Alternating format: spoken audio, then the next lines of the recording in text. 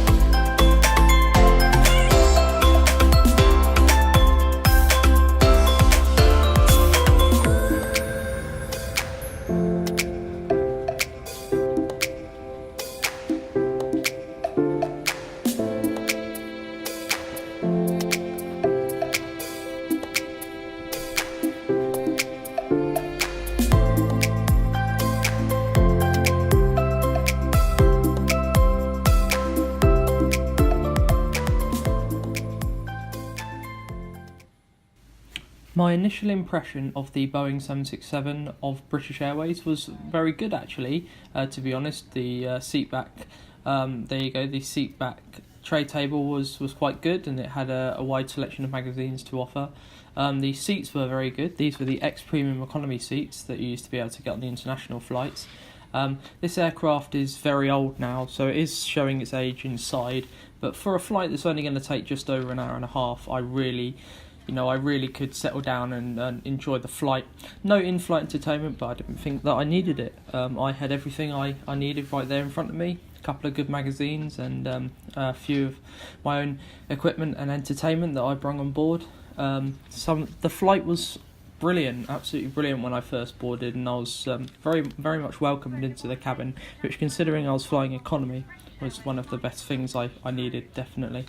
So as you can see there, just looking through the in-flight magazine, lots to offer, lots of duty free to purchase, so yeah, you're never bored on this flight, that's for sure. Join me as I fly to London Heathrow.